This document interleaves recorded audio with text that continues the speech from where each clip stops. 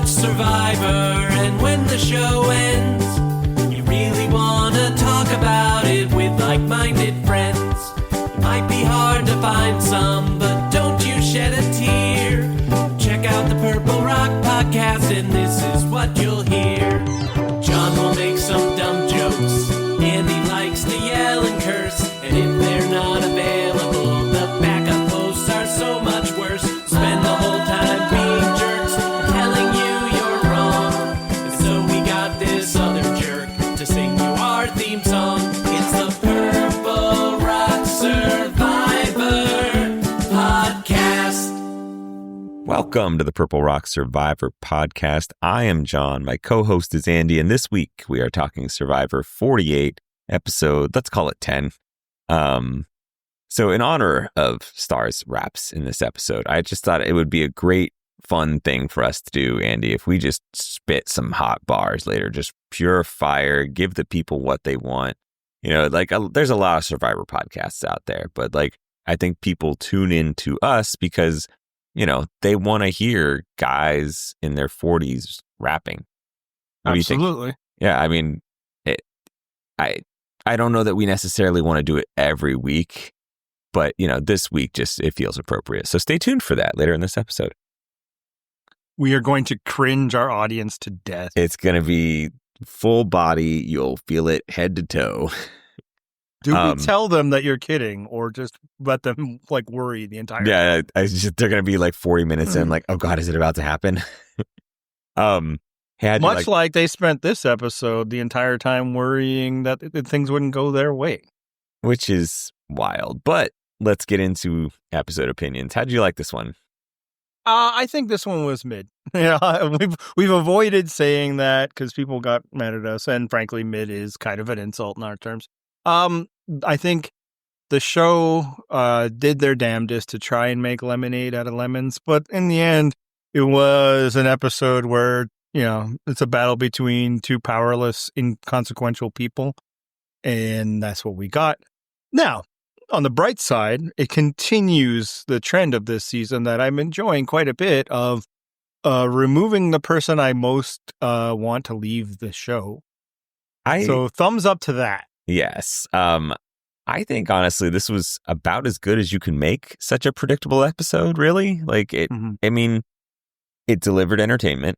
You know, the vote was not going to cause any actual suspense, right? I mean, it could have been between two people, but realistically, it didn't matter. No power structure in the game was being upended or anything like that. So it was basically a chalk vote.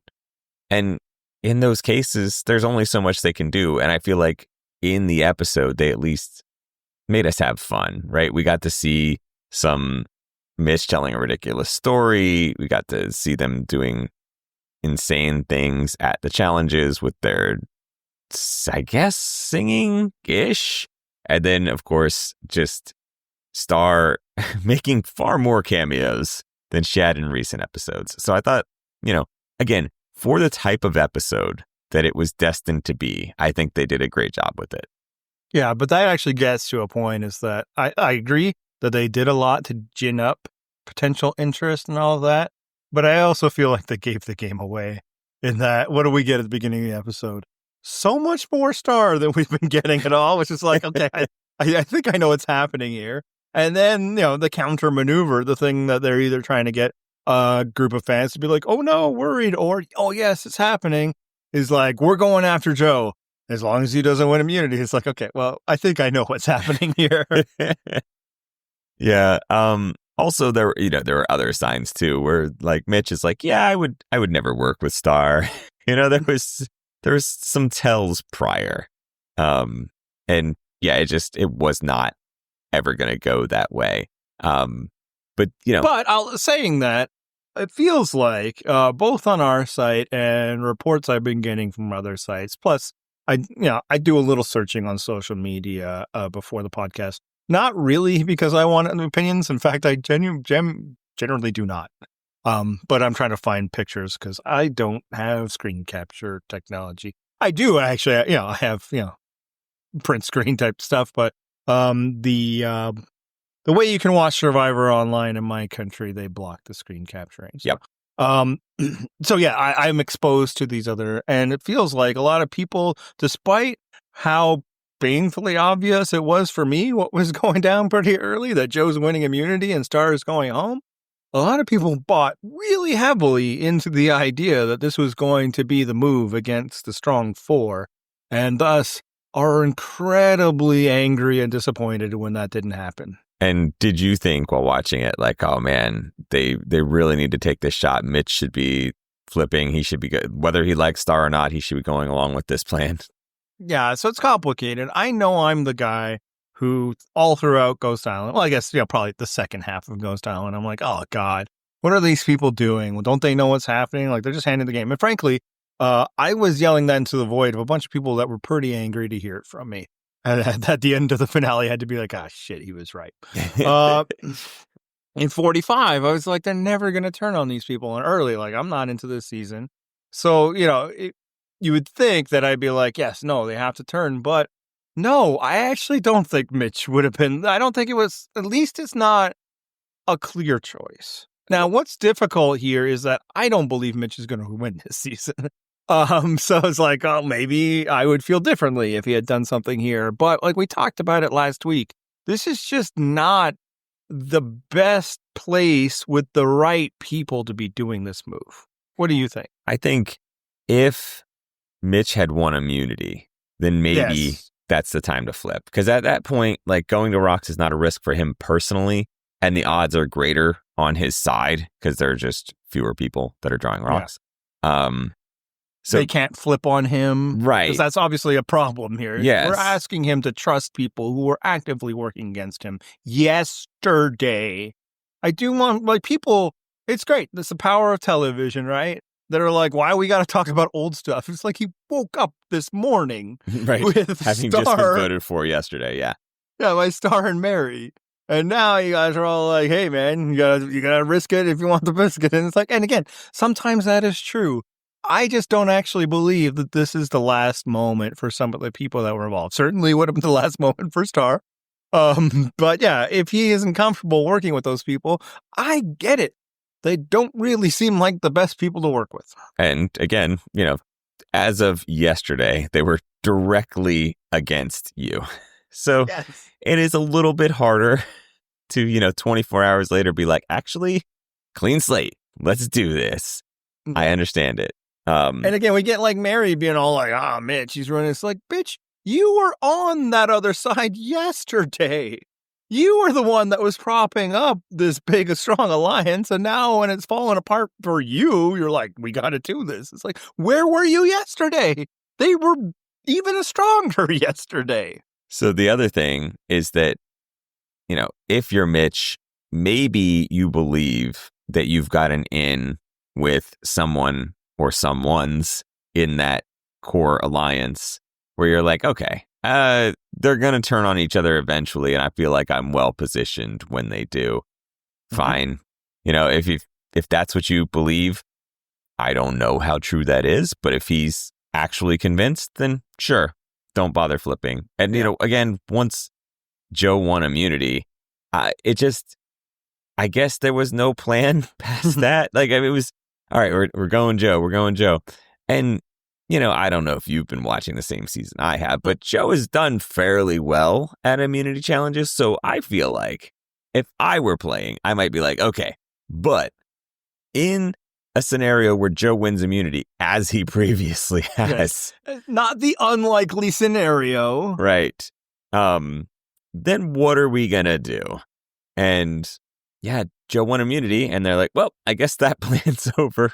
But yeah. And again, you think like they're just leaving that part out because they're trying to build up this thing with Joe. But it genuinely feels, because we see them scrambling left and right, that plan B was never hatched. Right.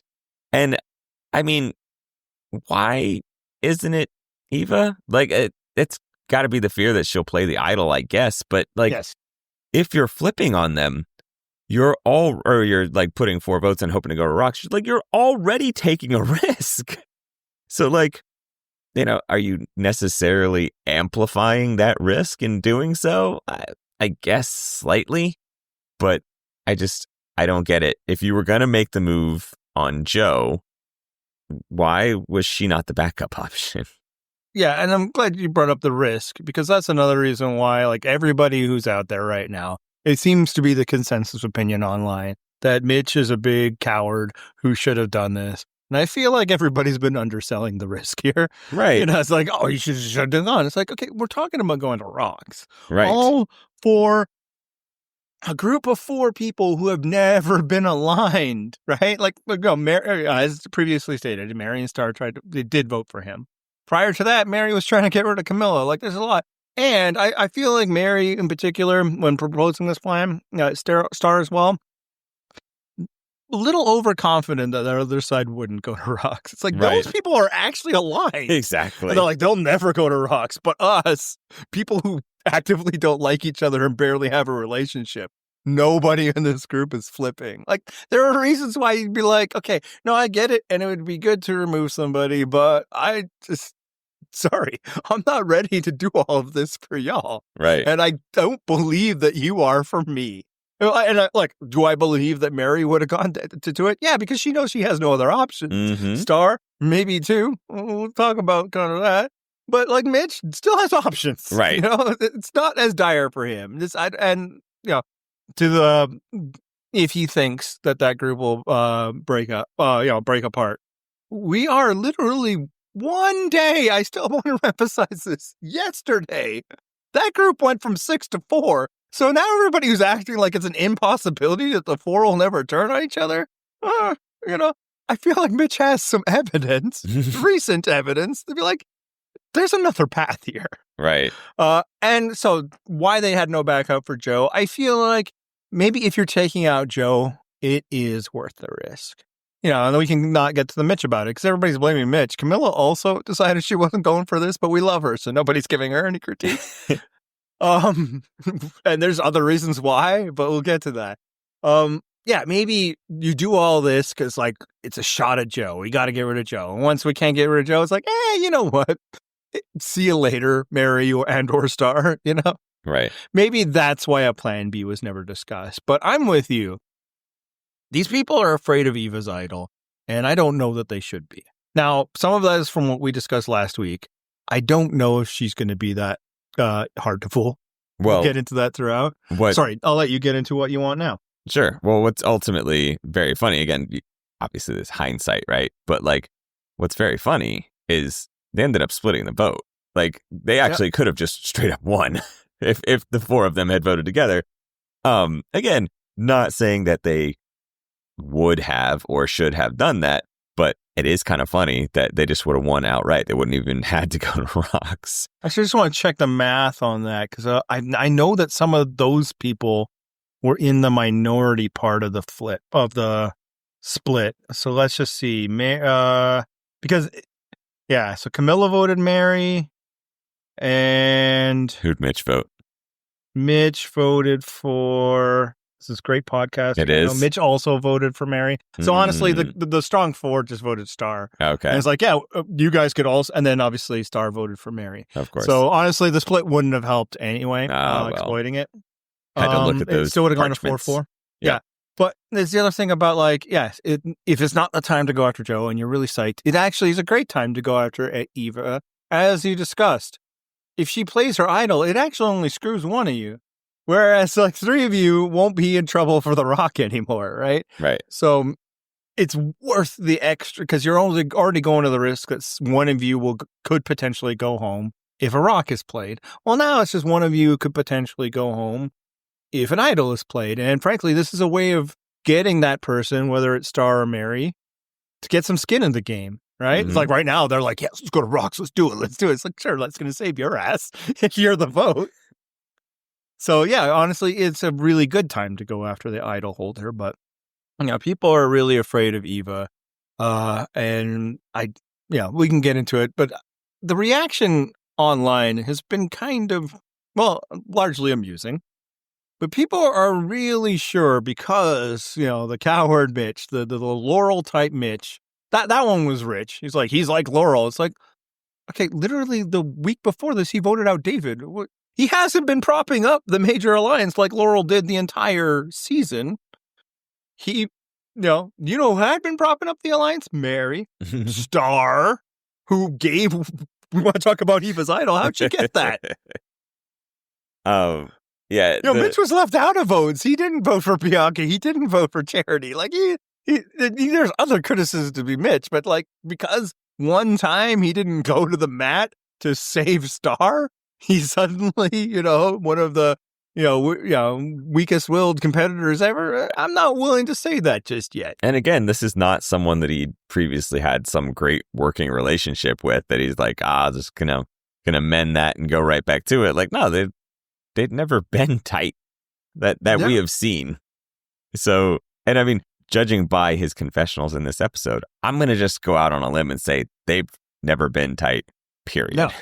So, yeah, I get the hesitancy to work with her. And yeah, like Mary hitched her wagon to David, and Star did other random things. I think Star also somehow hitched the wagon to David, which was like, we just found that out last episode. It's like, so that's what you're doing then? Okay, cool. It's possible though, real talk, that she voted for Mitch last week because he snores. That's also true. I mean, Star's game is chaotic and entertaining, which kind of makes her a shitty potential ally for a really risky vote. Yeah, for sure. And like, she's somebody who won't even play her own shot in the dark when it's her neck on the line. I did enjoy, when she knows her vote won't matter. That was great. And I did enjoy that. Like,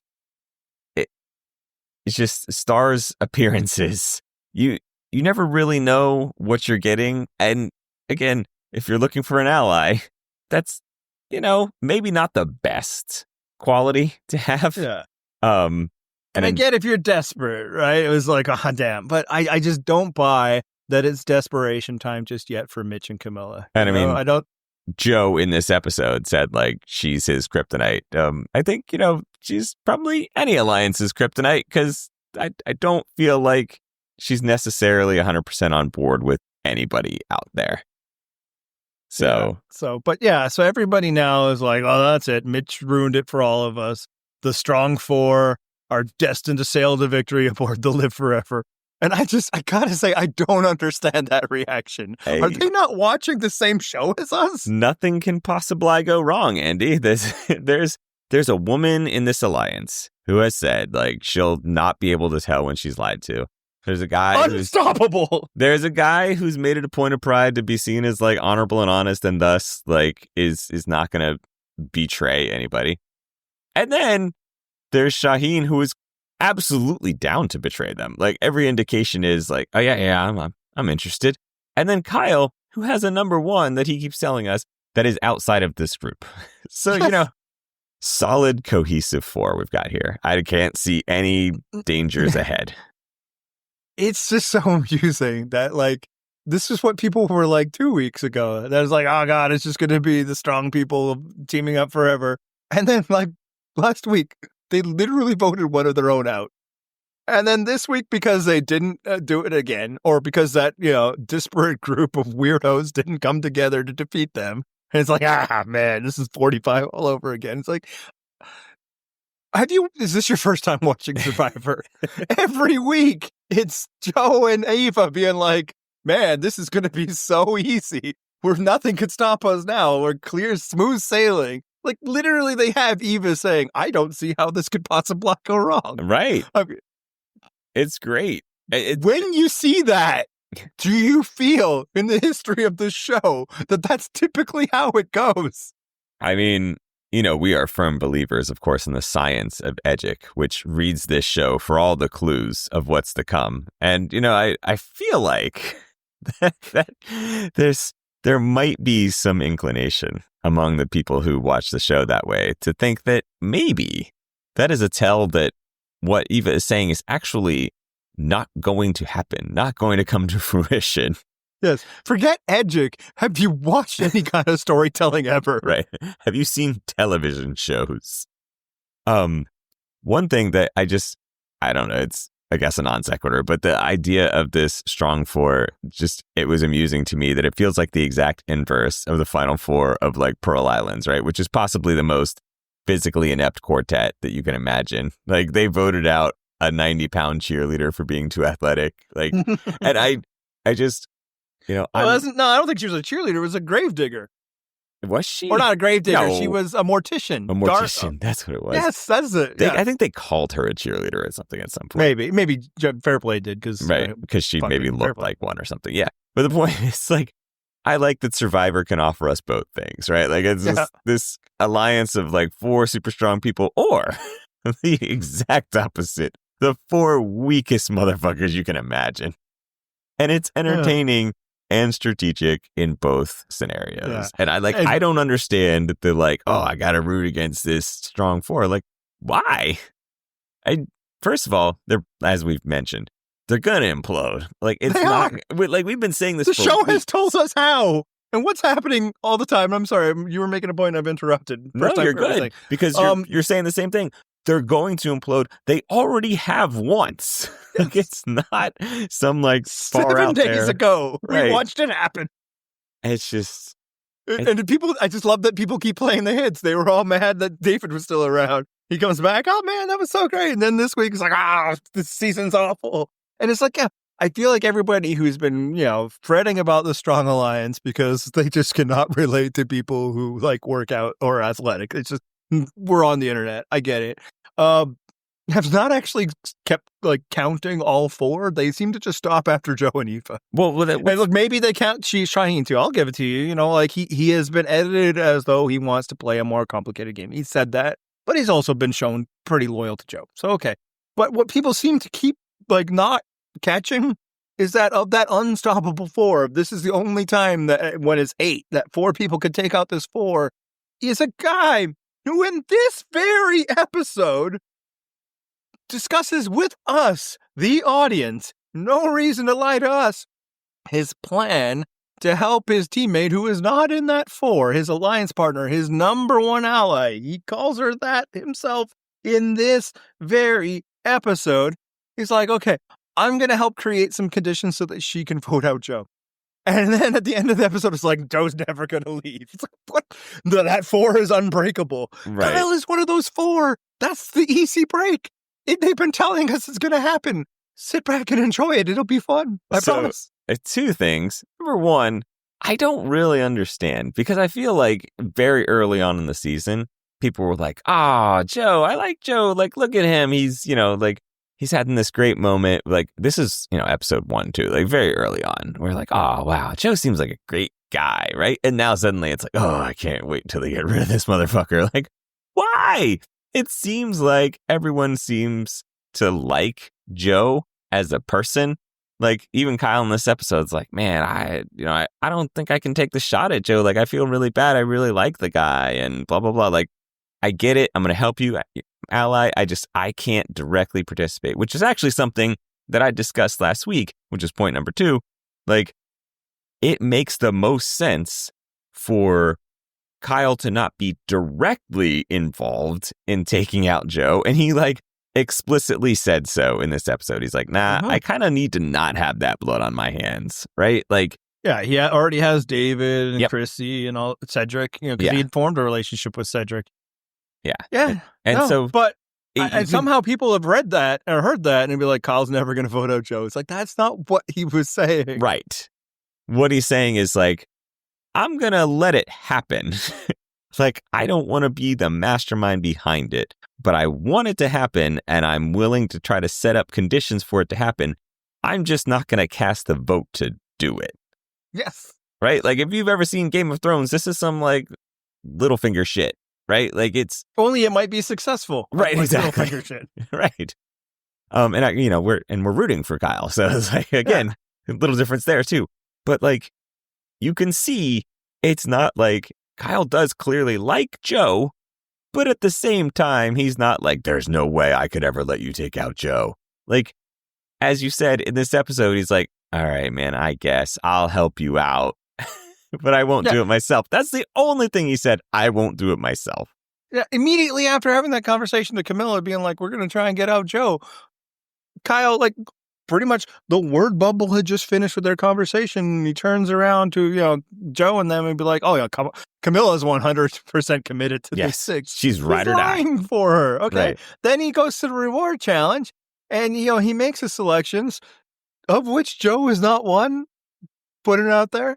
And he explains to us that, like, he did this strategically because hopefully this, will make Mitch upset enough that he'll be ready to vote with Camilla. And now people are like, that 4 can never break up. I feel like people just don't understand that Kyle's part of that 4. And they didn't understand that he was part of the 6. It's like, did we not watch 2 episodes ago where he worked against the wishes of that group to save Camilla? Yeah. The traitor is already inside the house. I just don't understand the reaction. Well, let's talk about that reward strategy with Kyle, because I liked that. And I like that we got it straight from his mouth, what the strategy was. And I like that it worked in multiple ways, right? Because on one hand, he's leaving Joe out, which is intentionally designed to A, weaken Joe for the immunity challenge, and B, like, bring Camilla along with him. So that, he had to have some way to get his actual number 1 along with her and along with him.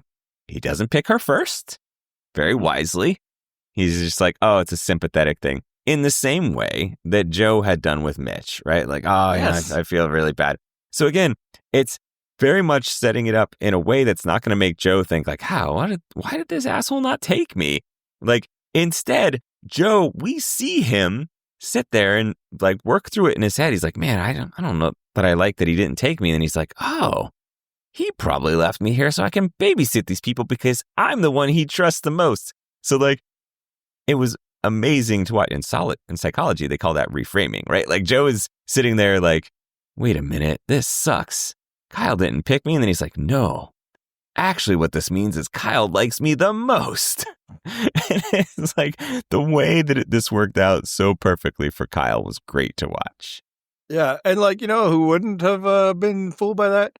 David. He would have been like, see, I've been telling you guys, right. These are aligned. But he's out of the game now. So nobody else, from every indication we've got, maybe Mary, but now she's, Camilla's number 1 fan, thinks that Kyle and Camilla are a duo. They've done such a fantastic job of hiding it to the point where it seems to have fooled like a lot of the fans too. which is, again, especially funny when we have scenes in this episode of like, well, you're my number 1. Yeah. What happens? When there's time to finally be like, okay, well, we can't vote for Joe. What are we going to do? First they're talking Shaheen. Yeah, no, that makes sense. If you're afraid of Eva, Shaheen's the next one. And then Mary's like, but maybe it should be Kyle. They'll never do anything for Kyle. They won't go to rocks for Kyle. And then Camilla's all like, and I'm out. And then there's still some question if they're working together. Like, people. Now, look, you were asking earlier. It's like people love Joe and now they don't. What happened? Started talking about we're the honorable people. We're going to play Survivor in an honorable way. And then everybody's like, how dare. I also get it. That's stupid bullshit. So that's where it's happened. But it's just the panicked response. And look, man, I'm not always right about these things. In fact, I'm frequently wrong about predictions. But come on. Every episode is Eva being like, I don't think anybody would ever lie to me. Not that I know if they were. And then everybody's like, she's going to win it all. How do we ever stop her? She's got 2 advantages. Man, come on. I talked about it last week when I was like, maybe it actually isn't that good for her specifically to get the, safety without power. Everybody seems to be treating that thing like it is with power. They're like, oh, yep. They won't be able to vote her out next week. She'll just leave. That would be amazing. If Eva leaves tribal council next week, lose a vote. Guess what? She just has. How are they ever going to stop this strong 4 now? There's not 4 of them, you now morons. There's 3. 3, one of which is Kyle. Right. Yeah, and a quick shout out to Camilla's move there too, because when Mary said like, oh, I guess we go after Kyle, then Camilla's like, yeah, of course, absolutely. And then immediately it was like, fuck no, we aren't. Like, again, saying yes, because like giving no indication. This is like why their whole alliance is working so well. Like, they're both doing the right things to keep people off the scent. And like, bravo to both of them. And again, even when Kyle was picking Camilla for the reward, he didn't pick her first. Then it was just like, oh, out of sympathy, because I know she hasn't been eating, I'll pick Camilla. Like, no, that was because that's his ride or die. Yeah. But in this season, the way that, the people have framed it, you can get away with it so easily, which gets to the other point of why, if you're Camilla, and again, Mitch too, but again, I don't think he's winning this season. It's not the worst thing in the world to have people who are determined to play a very basic Survivor game to hang around instead of empowering somebody like Mary, who very much wants to play a duplicitous game. And that's the other thing is, Kyle and Camilla have to feel like, well, I'm pretty sure we can outsmart these two. Because again, Eva's kind of laid it out there that she's maybe not going to see it coming, right? And they might feel bad about it, but at the same time, it's a game, and I'm pretty sure that they can figure out a scenario in which they can take her out, and she won't know to play the idol or the safety without power. We're not big Reddit or edit readers, or Reddit eaters for that matter. Either one. I feel like the very first thing that she said to us on this season is, because of, her condition, she's going to struggle with people lying to her. I feel like they might have been telling us something, folks. You know what that is? That's Chekhov's autism, Andy. That's what that is. It's got to come into play at some point. Yeah, so in this very episode, what do we see? The complicated will never fail Eva when she's not telling us that, no, of course, I guess suppose things can go wrong, but I really don't think they ever will. Is her approach with Mary when they come back from Tribal, having, totally betrayed her and voted out David. That was interesting, the way that Eva approached things with Mary. I mean, I get that we've complained before that, they're going a little too far with, the Survivor super fans and the casting and all that shit. But, I'm going to go out on a limb here and guess that Eva is maybe not the deepest fan of this show because, if you've watched all the seasons of Survivor, maybe you would know how it went in early seasons where people had the idea, oh, let's try going up to people and telling them when we're going to vote them out. It's it reminds me of America right now, where we've learned all these lessons before and still somehow are like, but what if we didn't know that? And it's fucking maddening. And similarly, Eva's doing this same shit where it's like, well, what if we tried this strategy? I bet no one's ever tried it before. Yes, they have. And it fails miserably, which is why no one fucking does it. So again, I know they have been casting a lot of fans, and I'm sure Eva likes Survivor. I just don't know that, Eva's gone back and watched the entire back catalog, because if she had, she'd probably know why people don't do this exact thing. I suppose she just didn't understand why they turned in Marquesa. Yeah, no, I love it. That's the other thing. People are panicked. They'll never be able to turn on them. It's literally they're telling people when they're voting them out. I think they might know when it's time to strike. When then they're feeling a little overconfident. Because here's a hint. It's always. Right. That's the nice thing is that if someone comes up and tells you, there's a risk in making a move too soon, right? But if someone tells you, hey, we're about to vote you out, there is no longer such thing as too soon. That is the time. If you are ever going to try to pull together a move, that's the time, right? You don't have to then worry about oh shit, when should I do it? Well, you know what? If you're going to tell me when, then yeah, thanks. Because you're only helping me.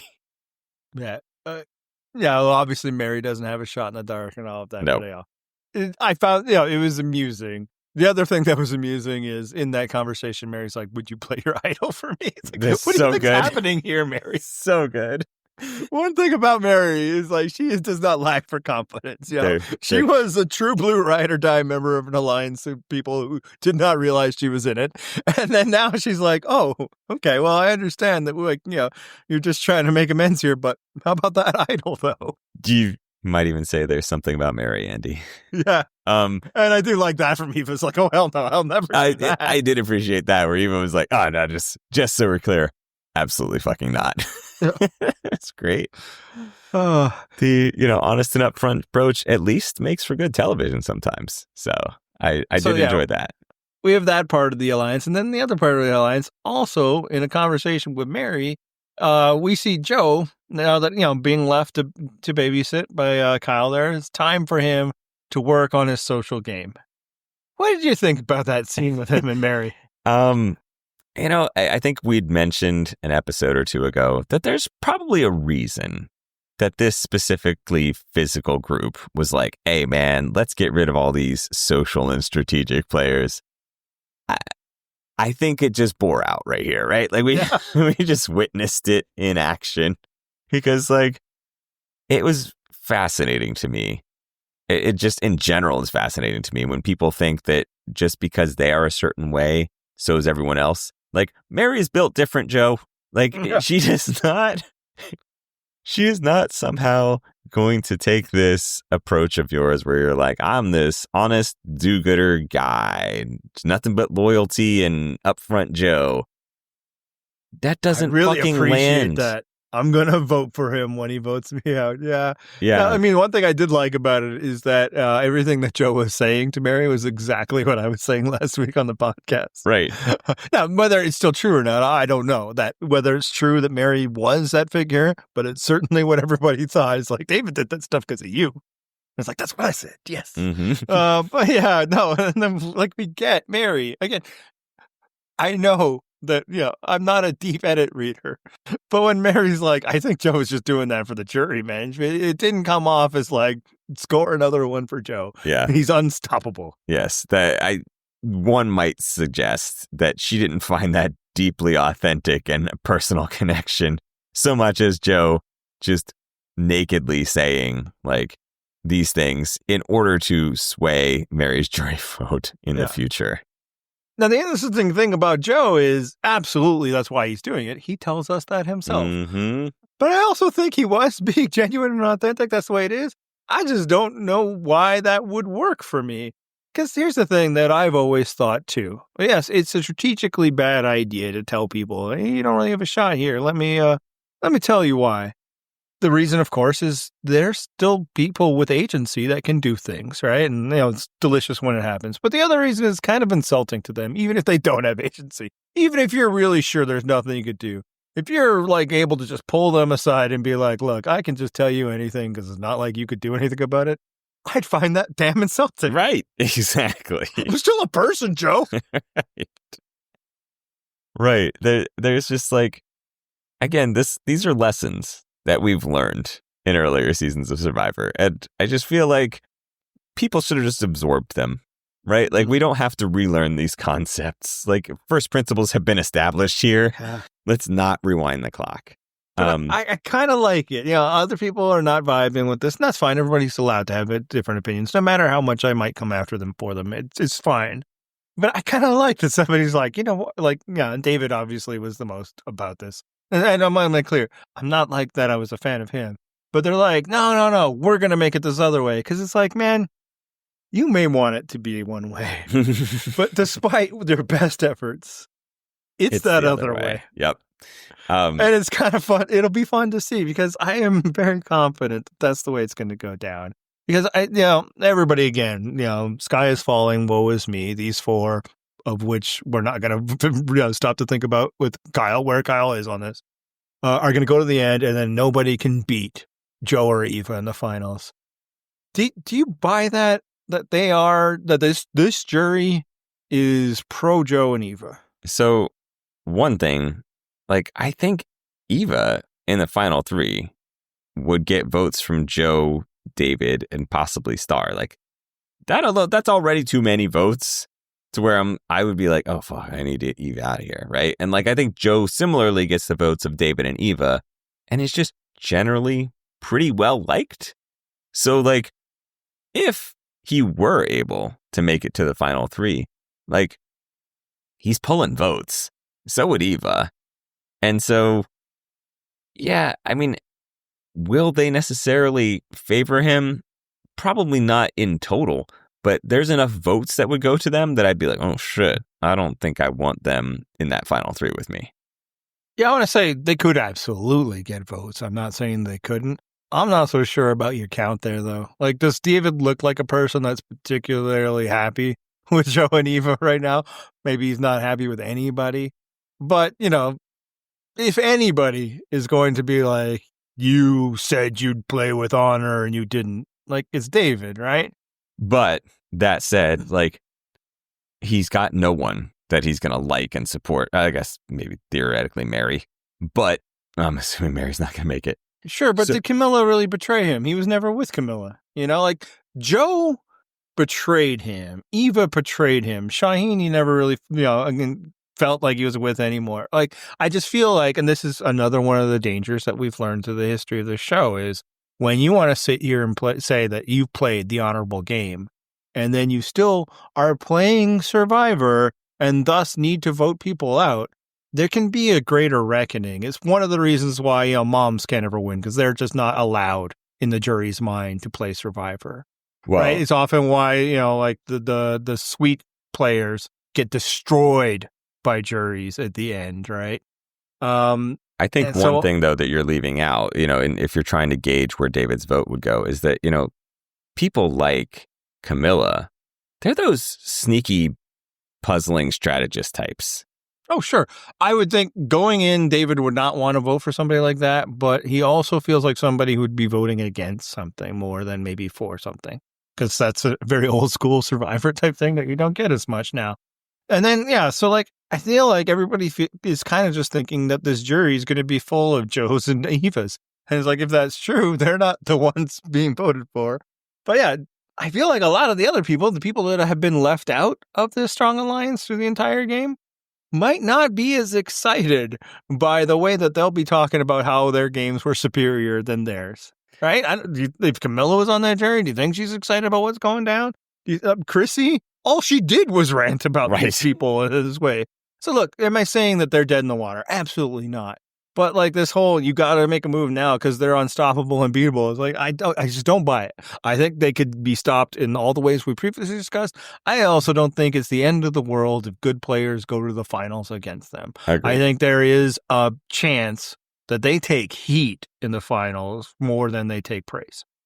Very possibly. I would just, try to mitigate the risk of someone already having some locked in votes. Like, they should also vote those two out. Absolutely. Yes. But like, again, it's like, well, and then Joe's going to win immunities, and then Eva has these two basic immunities. No, she doesn't. She's not going anywhere. That safety without power is not getting played. Where safety without power, and again, I've been framing it mostly about Eva and what we've seen about her herself. But no, like, I don't know if anybody in a majority alliance is ever going to use a safety without power. That's for the person on the end that has no other outs. Right. If you think that you're in control here, you're not leaving trouble. Maybe, again, if you're in a huge majority and it's like, my vote don't matter, peace. But no, like the people that have played that have always been like, I'm in danger. Right. So Eva's not going to feel she's in danger next week. And then again, if you're in what you feel like it's a huge majority, why would you say peace? Like, what does it matter? Like, if you are in a big majority, then you're not going to get hit. So you don't. And leave. if you're in a small majority, 4 versus 3, you need that. You vote. can't leave. Right. So.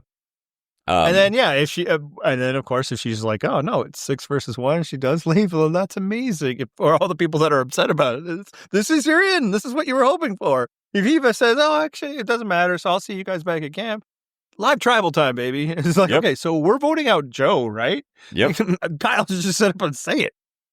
Well, I think, yes, that is actually what I had pitched for this episode is if they could have somehow gotten Eva scared enough to play that, which was an absolute fucking long shot, then that was the way. Then they could have lined up 4 votes against 3.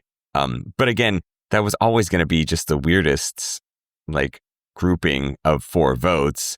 So it was an extreme long shot. But yes, that would have been the way that they could have made it happen in this episode. And so I'm with you in thinking that, like, realistically, why would she play that? Like, it doesn't make sense. So she has an idol and the safety without power thing, unless she wants to give it to someone else. But again, what would even be the point of that? So I think you have 2 votes where she no longer has that protection. Yeah. And I do appreciate, and maybe also the people on this season are acting like idols can never be beaten. What are we doing here? We watched a season where they were meaningless. Well, again, this is the sort of thing where you should maybe go watch other seasons of Survivor. Let's learn some basic principles about this game and show, right? There are actually ways to defeat idols. People came up with them in the very first season I guess not the very first. Actually, they did. It didn't come. Well, yeah, I guess the very first one. Right. It wasn't quite the same idol. Right. You couldn't beat it. His was a safety without power, in fact. Roughly, yes. Yeah, no, Gary's like, you're immune. You can't vote for Gary. Everybody vote.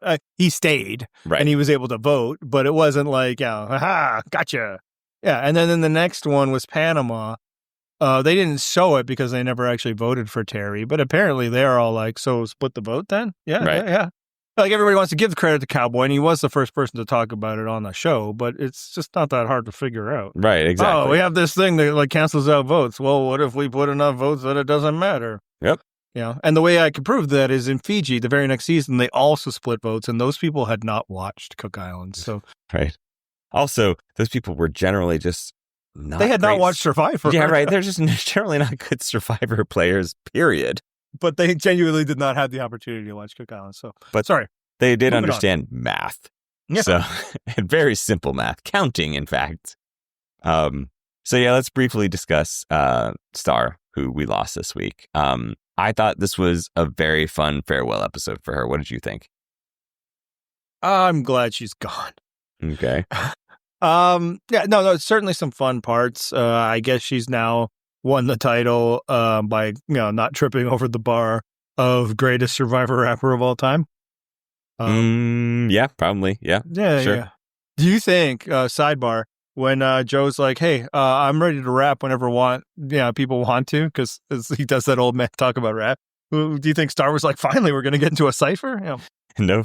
Nope. That's when he turns the hat around backwards and sits in the backwards chair. That's right. That's what he means by rap, because he's a dad. You know who the original rapper was? Oh no. Yeah. Also, I found it's no. You go. Sorry. No. Well, quick aside, because shout out to Joe for continuing to hold it down for dads and relating everything to being a dad. I'm really good at holding a rope and walking slowly because I'm a dad and I've got to tiptoe through to not wake up kids. And respect. Yes, let's make everything a dad angle. I'm on board. Thanks. We talk about the challenge real quick. Two things. One, we can probably retire this one for a while. It's a staple. The nice thing about it is it really doesn't inherently favor one person over another, other than maybe if you blew up by this dad angle. But it's also not that interesting anymore. And they did a lot, right? Like that super slow-mo heartbeat, fly around. But this is repetitive action of things stumbling over, people walking by. We could probably let it rest for a bit. But, so we talk about how Joe, did this well eventually. Star was just so bad at that challenge. It's terrible. She's going crazy, hand over hand. Everybody goes hand over hand, but sweeping motions. She made sure the rope was over her shoulders. At some point, you should figure out that you should keep a little bit the rope a little more still. I thought it was very funny that that challenge went on for so long without mentioning Star that I actually forgot Star was in it. And then they quickly show Star and it's dumping it over the tiles again. And I was like, oh, right. Yeah, her. That's not why they're not showing us, because, she keeps doing that. Yeah. Well, yeah, no, her technique was all over the place, which fair, right? Because that explains her. As we got more Star this episode, it really nailed home for me that she's just not my brand of weirdo. I mean, I enjoyed her cameos. That's fine. A lot of people have. I don't think she could carry a season. She was a useful role player. She comes off the bench. She provides some energy. I appreciate that. I don't know what that's like. By the way. No, haven't seen any having of that. People that come off the bench at all. In let's say the past 5 games, you haven't seen any of that. I mean, I did not need her carrying a season. I thought she added some stuff, and she served her purpose. I didn't need to see more of her. I thought she got a very cool send off. She got to rap for us for some reason. It was a fun episode, and she was part of that, and I don't need to have her in the season anymore. I'm looking forward to seeing her say some weird shit while she's on the jury. Yeah, I just found her annoying, like really annoying. And I hinted at this before. And again, other people, this is completely, mileage may vary. There's just a way that she talks that it's always like she's just putting on some kind of show. I don't feel like in a fake way, like we've had. So like, I do think that's the way she is, but it just would feel exhausting trying to have a conversation. Like, oh, you're doing a character again. Oh, we're doing this thing. It's like, could we, and like I said this before, she reminds me a bit of a friend I have, and he's my friend. I like him, but generally when he would get like that, it's like, I'm just going to have to wait a bit, and then wait till he comes back. Yep. Talk yourself out of this one, bud. Yeah, and maybe like smile a bit, like haha. And like sometimes, like at tribal council, she seemed genuinely funny, right? And people started laughing and all that. And like I think that was true, but it's just like always, it was always just seemed like and maybe that's just the way that she feels like she has to psych herself up for situations or whatever. But it's just like this is annoying. So like when Joe is like, she's my kryptonite, is like. And people are like, what does he mean? It's like, it means that she's annoying to him. Like, this is why she never made any inroads with her, group or all of that. So for me, it's like, yeah, I'm glad that I think I could argue that they were right. Mary is the bigger danger and all of that, but I was happy that I didn't have to watch Starry. Well, I think, a lot of times with Survivor players, I enjoy watching them on TV, but would hate experiencing them in real life. And so I get it, like even some of the people that I've found very entertaining and fun, I'd be like, oh, no. but not in my life. I like you at a distance on TV where I can be amused by you. I don't think I'd want to hang around my favorite player of all time. All right. So I get that. But I feel like what I'm kind of getting at is we got so much more Star this episode. And I was like, yeah, this is the wrong mix. Yeah. And I was like, go. And then, I mean, what the fuck does she not play her shot in the dark for? So Mitch tells her you should play your shot in the dark, which is the signal that this plan is not going to happen. And kudos to Star. She gets that. She's like, why would he say that if we're going to vote together? So she goes off that plane. And then she's like, all right, Mary, I just got to vote for you. No, you don't. Mary has to vote for you because she doesn't have a shot in the dark. But your vote's not going to actually help you. I understand there are times when you don't play your shot in the dark because your vote could be more important, a higher percentage chance of saving you. Literally nobody is counting on you in the vote. So either it's you and you should take a shot at immunity no matter what those odds are, or it's Mary and your vote doesn't matter, because it's not going to be an even split. Right. I mean, I guess it would be if the other group literally went 2-2 and then your group also went 2-2. Right. But the most likely chance is like your vote doesn't matter. The higher percentage chance of saving yourself right now is that dice thing that they gave you. Yep. But like, again, this is one of the all-time worst non-shot in the dark plays. Well, it was, again, also glad that she didn't play it because it was time. I mean, she could have played it and then it wouldn't have worked, right? That's true. Odds are pretty strong that it wouldn't have worked anyway. But yes, I'm just glad that Star went out this way because it was very fitting for the type of player the Star is. Yeah. And she was completely plot irrelevant down to the last. Yes. Which worked even out really the well. episode that was plotted around her removal was not really about her much, So, in watching this episode. And one last thing, sorry, I know ahead. this is a perfect transition, but not that idol giveaway worked out for her. You know what would have come in handy this episode for her? Forget the shot in the dark. Now, look, if she had it, I'm willing to accept the argument. Totally fair that like they would have targeted her earlier. Maybe, although this also seems like a cast of people like we can't go after the person with the idol. So it might have been this one where they feel like they could do a clean split. Maybe it would have been last week where they had 6. I don't know. But yeah, it did not work in buying her any kind of good graces. Nope. Aoife, like for 1 week was like, hey, me and Star are really connected. And then every other week was like, how about Star now? Should we do Star? I was like, even this, when they were like, it probably should be Mary. She's like, but Star? I know, Joe, you're thinking that, but actually, I might have that backwards. Maybe she was pushing for Mary at one point. Well, I do think that, this week, yes, it probably would have been the vote split and then just had Star. So probably would have bought Star. a week, right? Hey, man. And then you have a shot in the dark. And then maybe the group breaks up, right? Maybe. At the very least, it certainly didn't help her to give it to Eva. That's true. I'm also fairly confident in saying that, let's say there is a universe where Star just navigated her way to the final 3. I don't see a lot of the jury votes going her way. So, I think ultimately probably didn't matter much. But I'm glad that we were discussing Star again, because I was watching this episode and, I am, of course, a big astronomy guy. And so I thought we should do top 3 stars. And, I am, of course, a huge fan, not to give it away, but a huge fan of Omicron Persei. It's the main star of Omicron Persei 8, home of Fleur. So that's for me. I'm going to start that. That's my number 1. Wow. Starting with number 1.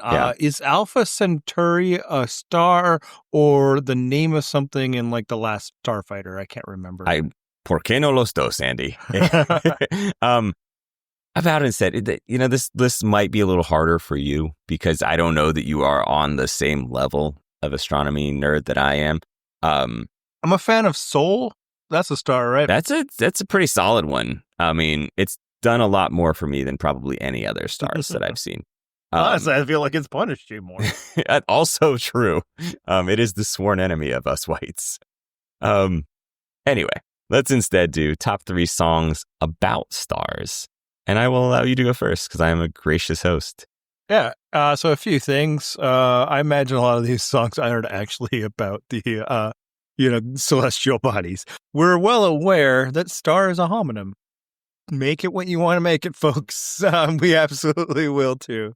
And then, much like before, a lot of times it might be they mention stars in the title.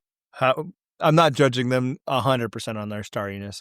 So first, I have an honorable mention. Sure, me too. My honorable mention is "Andy, You're a Star" by The Killers. I mean, great name. Yeah, the perfect name. It's actually not that great a song, so that one it keeps it out of the top 3. The other problem is the chorus, like the half of the chorus, the title of the song half of the chorus, fucking awesome. Love it. It's the best. But then the very next line is "in nobody's eyes but mine," and the whole thing is just sarcastic. These dudes fucking hate Andy. So like I can't sit here and be like, yeah, man, that's the one. They finally, give us what we need. Because to do so, I'd be like the people who are like, born in the USA, fuck yeah, Well, and it's funny that you mentioned that because my honorable mention goes to a little ditty known as the Star Spangled Banner, Taylor's version. It is, not to put too fine a point on it, but it is the most successful Stars and Stripes combination in world history. So Star Spangled Banner, which I can't fucking pronounce somehow. That's my honorable mention. It is well earned. I'm a very patriotic guy, as you might have picked up on. We should have done top 3 renditions of the Star Spangled Banner. That was just something I would absolutely love to do the week of our election. Yeah. I mean, I'm going with Jimi Hendrix, I think. All right. Or Whitney. That's the top 2, right? And Marvin Gaye. There we go. There you go. Well, we nailed it. Marvin Gaye, the MVL. A mini top 3 within the top 3. All right. So my number 3, I'm going to start with "Lucky Star" by Madonna. I think I find with Madonna, my preferences tend to go to her earlier dance hits, which is ironic because I don't dance. But they're just undeniably great pop jams. So yep, that's my number 3. You are like the tiny little town in Footloose.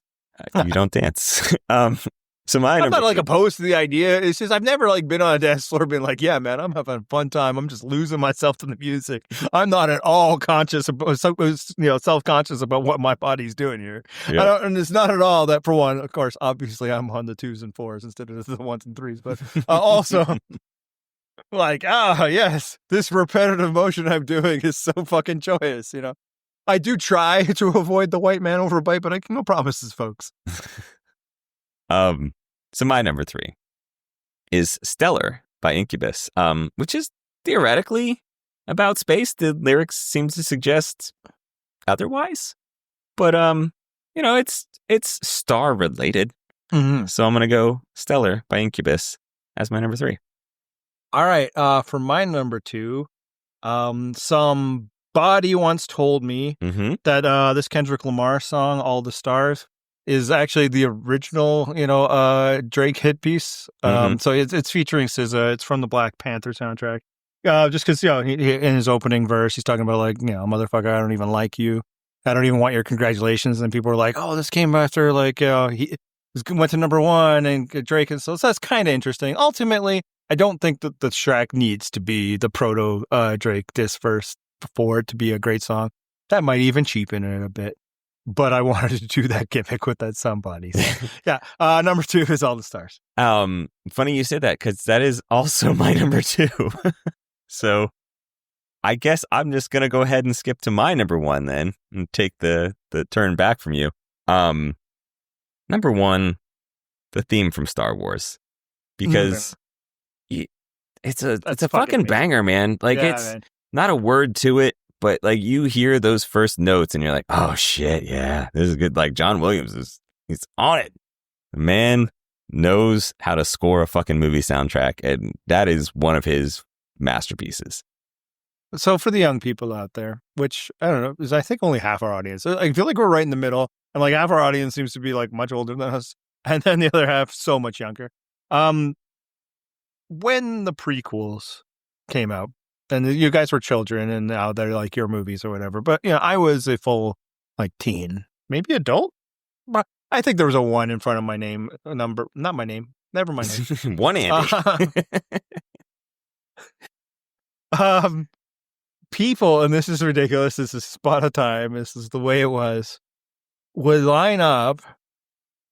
Obviously to see the movies, but even before that, they would buy tickets to see movies in which the trailer was playing.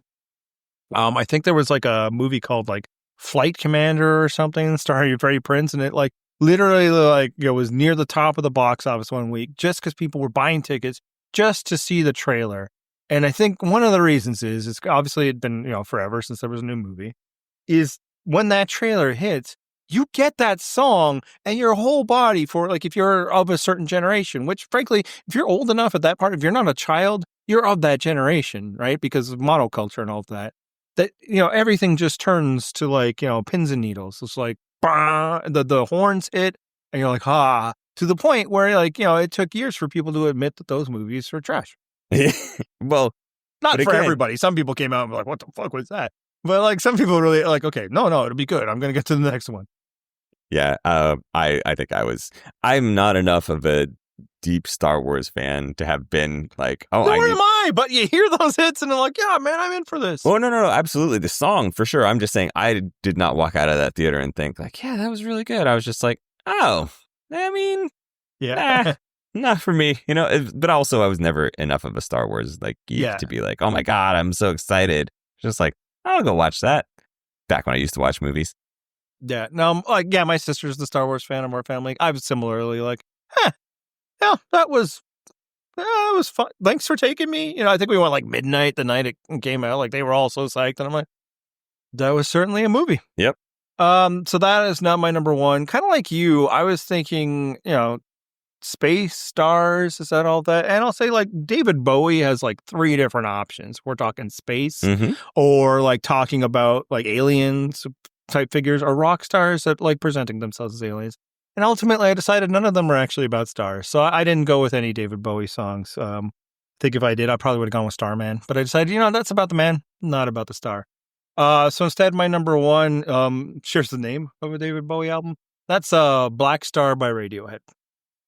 And part of the reason might be is that I'm a white guy in his late 40s. Of course, if you give me the opportunity to put Radiohead on a list, I'm going to take that. That's right.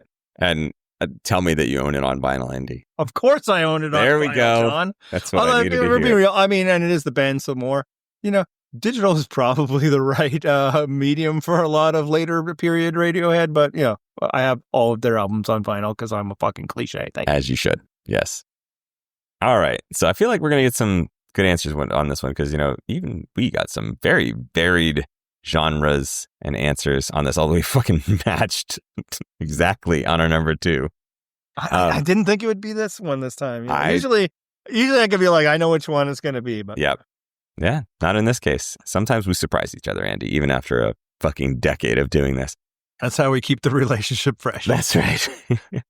All right. So if you would like to send us your top 3, you could do that, I guess. You could text it to us, but like we're probably not going to care. Instead, you could go to our comments at purplerockpodcast.com. You can post it there, discuss your shit with people who actually reply to you and maybe have different takes from you. Or, like I said, you can just text us general Survivor thoughts. If you say something interesting, maybe we'll discuss it on the podcast. None of you qualified for that this week. We looked at your fan mail you sent in and we were like, this is shit. So step your game up, honestly. That's right.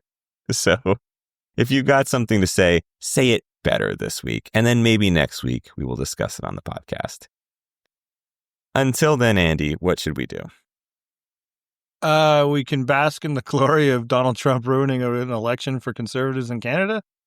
I mean, that's one thing. But the other thing I would do is hit the music. This is the copyright-free outro.